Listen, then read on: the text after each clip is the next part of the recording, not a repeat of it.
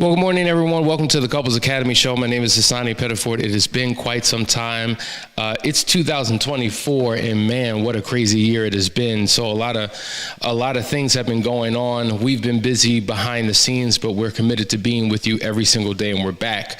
Today, we're going to start this conversation off with important subject matter: love bombing your spouse after an affair. One more time: love bombing your spouse after an affair. This is a critical topic to talk about because typically when we hear about couples who go through any type of trauma, during the discovery phase, usually there's a lot of ambivalence by the betrayed spouse, wondering should they stay or should they go.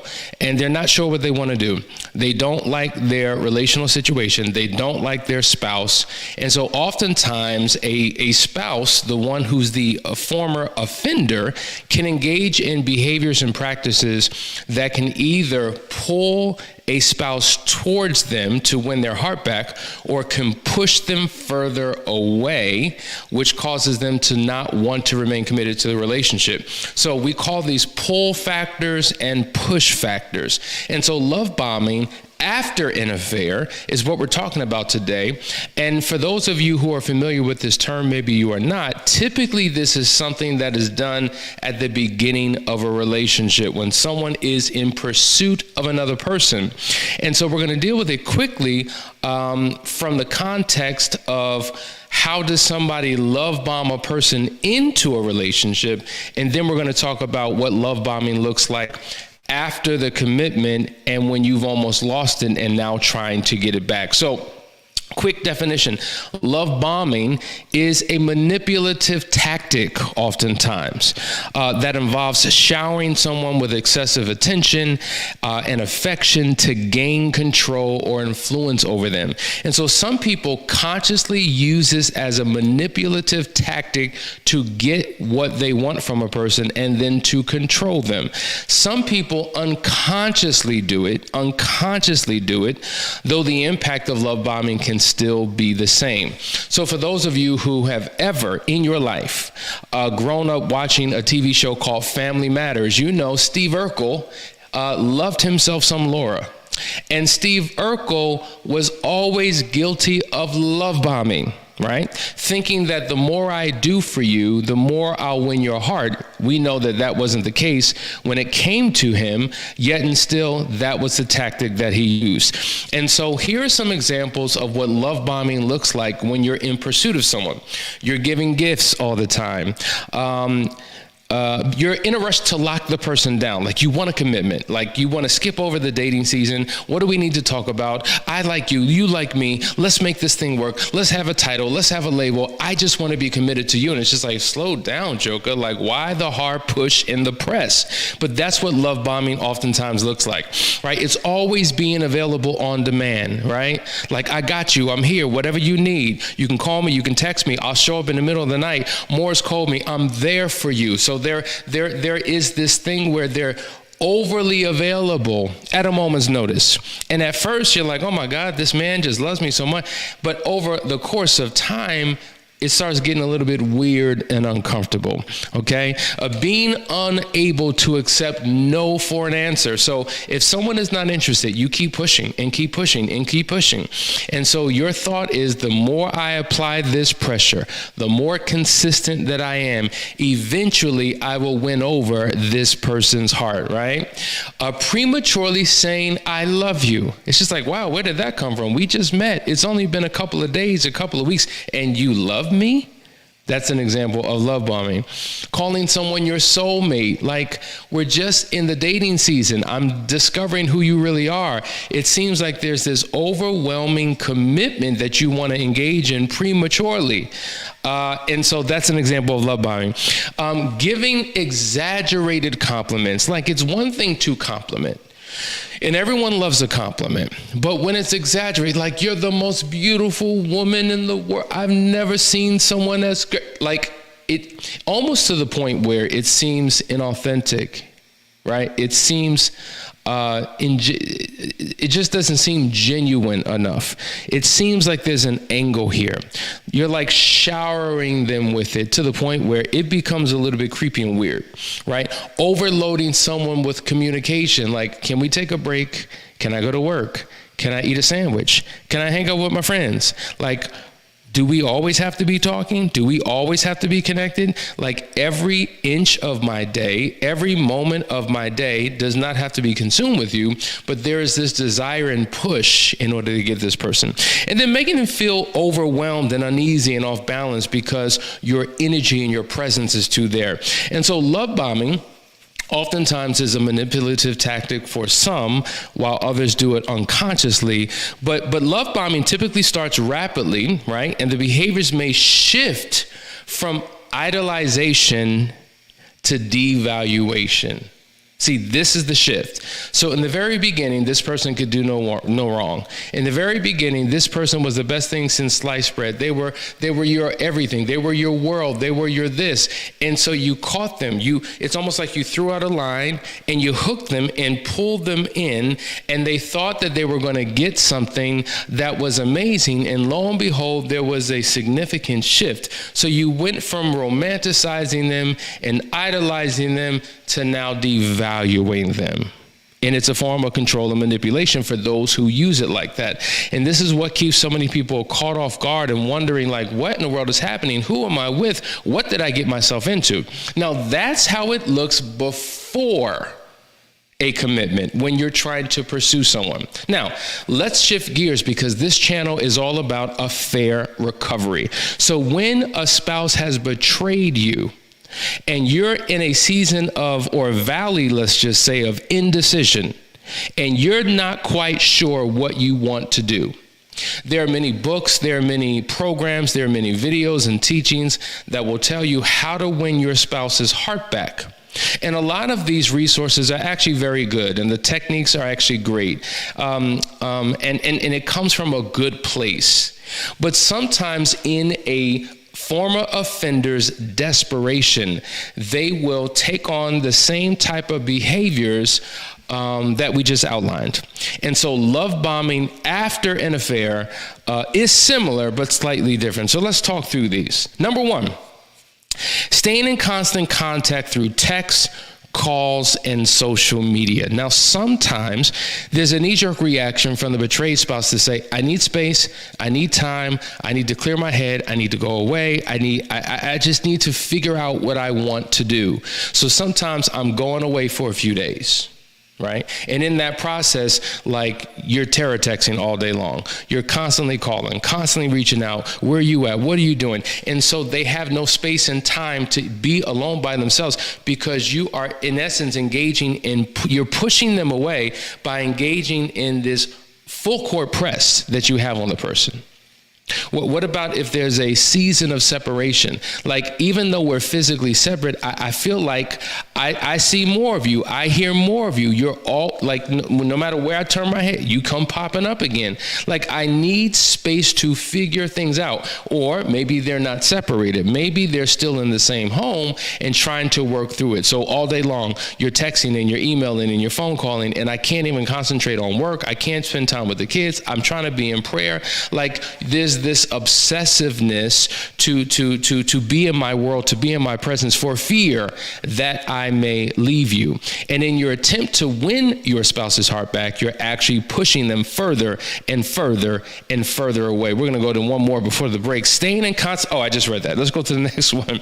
Over the top praise and flattery. Now, this is what sometimes feels disingenuous, because wait a minute, you just had an affair and it was a shot and blow to my self-esteem and my self-worth, and you are guilty of choosing an alternative other, right? Someone else, someone different. And so now the betrayed spouse is now in a space of comparison, right?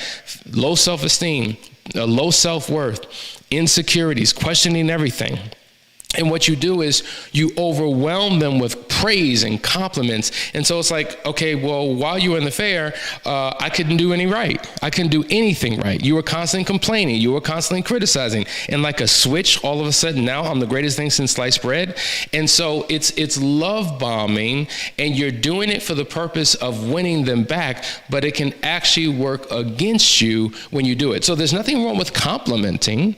But when you're doing it in a disingenuous way, when you're engaging in flattery, right? Flattery is different than giving a compliment. I can give a compliment that's based upon truth, but flattery is to build you up, is to exaggerate something sometimes to make you feel a certain type of way, and it doesn't land. It actually lands flat. So we're going to be talking about how people who are trying to win their hearts back do it the wrong way and can be off-putting to their spouse through this thing called love bombing. Anyway, you're watching a Couples Academy show. We're going to go to a quick commercial break. We'll be right back. Stay right there.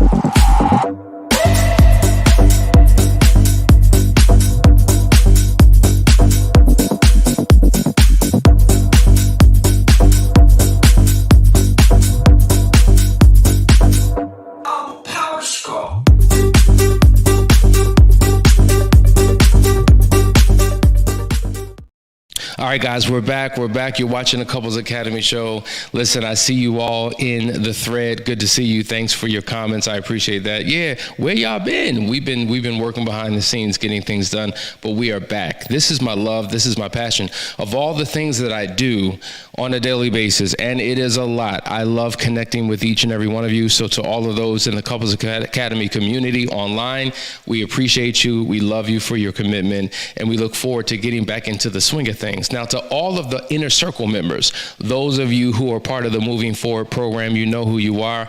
We love you. We appreciate you. Thank you for tuning in. All my Foundry members, good to see you. All the Unearthed ladies, listen, if you've been in one of these programs, you know what it is. And so, we talk a lot throughout the course of the week, and some of us on a daily basis giving you insight of what you need. But when it comes to this show, there's a certain conversation, but with you, there's a deeper conversation. So I just want to acknowledge you all for your commitment and staying tuned into the show. We're talking about love bombing and what that looks like and how it can oftentimes be destructive to a relationship. Let's go to the next one. Here it is, talking about your future together. Now, I want you to understand that none of these things are wrong in and of itself. It's actually good to talk about the future, right? Because if I can't see beyond today, if I can't see what the future may behold and what it may bring, it becomes very discouraging, and it causes someone to want to consider really leaving and walk away because there's nothing to look forward to. But this is done in a different way. It's almost like I'm going to force the conversation. So you're in a space of, I'm not sure, I don't know, maybe I just need to take some time off, maybe I just need to leave, and you're forcing this futuristic conversation to lock them in, and it can be very controlling and manipulative. And so oftentimes, of course, the former offender doesn't want the marriage to end. They didn't cheat because they wanted the marriage to be over. They were unfaithful, hoping that they could have their cake, if you will, and eat it too. They wanted the best of both worlds. But never in their mind, for most, did they think, wow, I don't want my marriage. They want their marriage. And so now when they keep applying the pressure of let's stay together, let's work it out, let's talk about our future, let's talk about plans, the more they do it, the more off-putting it could potentially be, because it's just like, oh, okay, so you want to be able to disrespect me and save the marriage, so I'm going to reward you with more of a commitment. And so when your number one agenda is saving the marriage and selling them on a future, as opposed to focusing on their healing. See, that's the difference. Because if a person is broken and unhealed, they make poor decisions. They make decisions from a place of unhealth, from a place of brokenness. And no matter how much you try to apply pressure to get them to stay, their brokenness, their unhealth, their hurt may not allow them to. You understand? So if your agenda became selfless, and it was about their healing and about them becoming the best version of themselves, while you work to become the best version of yourself, they begin to see you in a different light. They begin to have hope for the future. And so don't let the demand for a future apply so much pressure that it causes them to just back up altogether. See, this is what we call push behaviors. You're pushing yourself on them. You're applying too much pressure. So having conversations about the future are good, but when it's done in a manipulative way, in a forced way with no options. Because listen, they just lost control. They feel like their life is spiraling out of control. And in an attempt to get their control back, the last thing they need is for them to feel as if you're now trying to control not only their present, but their future too, by locking them into something that they're not sure in that season that they want to be a part of. And this is why I say, infidelity, as damaging as it is, many couples don't divorce because of an affair. They divorce because of how people show up or refuse to show up after the discovery of the affair. And these types of behaviors oftentimes can be very off-putting and could work against your ultimate good. Let's go to the next one. Bombarding you with extravagant and unwanted gifts. So immediately the first thing I think about, remember years ago when Kobe Bryant was unfaithful and his wife was considering leaving him, what did he do? He bought her this insane ring, right? Insane ring. She ultimately stayed. He thought that he could, I don't know if in his mind he's thinking, let me buy her love, but let me shower her with gifts. Let me give her things. Let me give him things. Let me do things for, let me serve. Let me show up in the right way. And so there's an excessiveness to it, right? Where you're doing all these things to, in essence, buy time, buy commitment, buy love. And for many it does work, and for some it doesn't. So we've seen where people, like I've worked with couples, literally, where spouses have bought their betrayed spouse brand new cars. Hey, you know what? You've been asking about this car. Let's go ahead and get that car. You wanted a new house? I think it's time. Let's do that. Like whatever I can do to keep you in this is what I'm willing to do, right? And so sometimes it can become overwhelming because it's just like, oh, now you want to do all this? So when I've been asking about these things before, you said I was a gold digger. You said I was materialistic, that all I cared about is money. And now you're doing more than what I've even asked for. Can I receive this? Is this genuine? Is this authentic? What's your angle? What's your agenda? And things begin to get questioned. And so even though and now this is why I need you to hear me in context. I'm not saying don't give gifts. I'm not saying don't talk about the future. I'm not saying don't compliment. I'm not saying don't check in and connect with and have better communication. All these things you should do, but it is the intent and the motive and the intensity of it that can actually work against you. So there's a balance. You've got to have some discernment. You've got to be able to feel it through. You got to be able to know when you're applying too much pressure and when to back up. You got to know how to read the room sometimes, right? You have to be able to assess, is this working? Is this not? You've got to be able to check in on them to see what it is that they want. Rather than doing what you feel needs to be done to them and for them, the better approach would be to find out what they need, all right? Babe, how can I serve you? How can I love you? How can I win your heart back? Listen, I want to become a master student of you. I've been doing it wrong all this time. Now let me pay attention. What is it that you need? How can I show up for you? That's the approach. And if they're asking for these things, great. But now it's listen, at the end of the day, in the recovery process, it seems like no matter what you do, it's just not everything's going to be wrong and everything's going to be bad because your relationship has been covered with a blanket of pain, hurt, and betrayal, and it takes a period of time to overcome that. So even in your best attempt to do the things that even they request, sometimes it'll be received, oftentimes it won't be, or it'll be taken with no thanks, no acknowledgement, because they are in their pain. And you've got to be able to know that this is the season that they may find themselves in. Now, some people stay in this season for too long. Some people skip and race and hustle out of the season, hoping that if I just get out of this season, I'll be good now. But now what happens is things begin to creep up because they didn't sit in the season for too long. See, there is a healthy amount of time that you should sit in the pain. For those people who quickly try to clean themselves up and brush themselves off and not deal with it, they're going to deal with it later. There's a delayed reaction. I mean, just think about it. Think about if you've ever lost someone in your life. You suffered a great loss, but you were the one responsible for possibly planning the funeral, handling the arrangements, being there for everyone else. You showed your strength. You weren't emotional. And then months later, you have a breakdown because you didn't take the time necessary to live in that pain long enough. You didn't take the time to truly grieve long enough to be able to walk out of that season in a healthy way. Likewise, these are the things that potentially happen in the discovery of an affair. But we're talking about love bombing. I hope this is helping. We're going to go through a couple more. Here it is. Insisting on how much better or more unique someone is compared to other people. And so, once again, there's nothing wrong with doing this, but it's the angle and the perspective. When all of a sudden, everything out of your mouth is, you're so wonderful, you're so great, you're so much better than, you're so much this, you're so much that, how can I have not seen that before? I get why you're doing it, but you got to understand it's confusing. Because if I were all these different things, why did you do what you did? Why did you do what you did? And rather than having those conversations, because now they make you feel uncomfortable, you ignore them, you suppress them, you move on, and you just shift gears to, but you're so great, but you're so wonderful, but you're this, but you're that.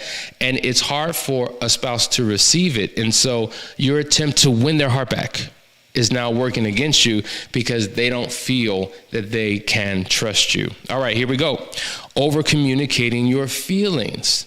Now, this is the deal. Like, once again, it's the amount, it's the intent and the motive behind it. But one of the things we talk about is that 99% of the time, there's been a breach in the intimacy between a couple. And when we say intimacy, we're not solely talking about sex. We're talking about the emotional, intellectual, and spiritual intimacy. But when it comes to emotional intimacy, and when we're talking about the 7 layers or levels of intimacy, one of those levels are feelings. And oftentimes, couples have a hard time of truly expressing their feelings, whether good or bad. They suppress, they hold it in. They're having conversations with you, but internal conversations with themselves. It is a struggle. And so when it comes to this area of feelings, because we've experienced past hurts, disappointments, frustrations, we lock things inside. But now you flood them with your feelings. Every conversation is all about your feelings. Like, it's so overwhelming, because think about a squeaky faucet that drips water, drip, drip. That's how you were before. Now you become like a fire hose that cannot be turned off. And so the approach, the manner, the method is not working, because you're doing the right thing, possibly in the wrong way, that will produce results that you do not want. Let's go to the last one here. Repeating the same compliments again and again. Now, I'm always referring to a book, right? So there's a phenomenal book called Open Her, and it talks about how to win your spouse's heart back, your wife's heart back.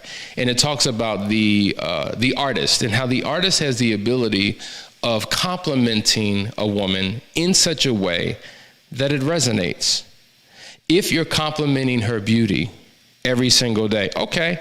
But if it's the same exact compliment, and now you sound like a parakeet, and now it sounds like very robotic and mechanical, and yes, I'm beautiful, I get it, I know. Like, okay, Joker, you done said it 1,000 times. I'm starting not to believe it. Like, are you reading notes of, okay, check, I said she was beautiful today, and it doesn't land. And so rather than having the same compliment every day, if you're truly trying to love your spouse in a genuine way, switch it up. Okay, if I'm beautiful in this way, why am I beautiful? Well, what's beautiful about me? Is it my skin? Is it the shape of my eyes? Is it my hair, the texture of my hair? Is it what's beautiful? And beyond my beauty, what else? Is there anything internal that you see? Or am I just a physical specimen to you? See, so you have to begin to be creative in your winning your spouse's heart back. And oftentimes you have to learn what they need and give them what their needs are and what they're asking for, and not what you think they should be having. See, these things are critically important. And so when you're love bombing after an affair, it could slow down the healing process. It could slow down the recovery process. You can make many false steps. We said this time and time again.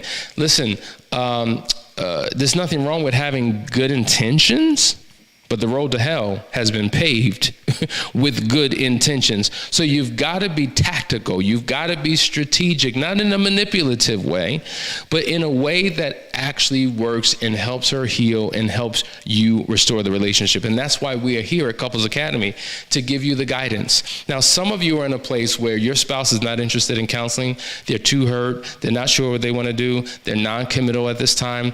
And what you do is you're sitting and waiting. Well, when my spouse is ready, then we can go. Making the mistake. Why is that a mistake? To wait for your spouse to go to counseling before you do, because so much damage can be done during the in-between time that reinforces why their decision of not making a commitment is best, or why they choose to just leave, because so much hurt, so many missteps, so much misunderstanding, so many failed attempts were made in the in-between time. This is why we encourage that if your spouse is not ready, you need to get the help for you for two reasons. Your spouse, the betrayed spouse, is not the only one who is broken. You are broken too, but don't know it. See, you think because you're not in pain the way your spouse is in pain that you're good, that you're just going to make a decision not to do it again and you're good, but you have deceived yourself. There was a level of brokenness within you that caused you to do it in the first place. And if those things are not addressed, if your why for doing it isn't peeled back, uncovered, addressed, and resolved, then you won't become all that you need to be. And as a couple, you will not get to the place that you want to get to. So do the personal work on yourself. And in addition to that, learn the strategies, the healthy, productive strategies, the pull strategies, not the push, the pull strategies to win your spouse's heart back. These are the things that you need to do. I appreciate you all for tuning in. You're watching the Couples Academy show. There's so much that I have for you guys. You got to continue to tune in on a daily basis, and we will get you what you need. Reach out to us, 678-200-8996. Set up a discovery call. Get to this last chance weekend. Set up your private marriage intensive. We are here for you. Love you guys. See you next week. Tomorrow.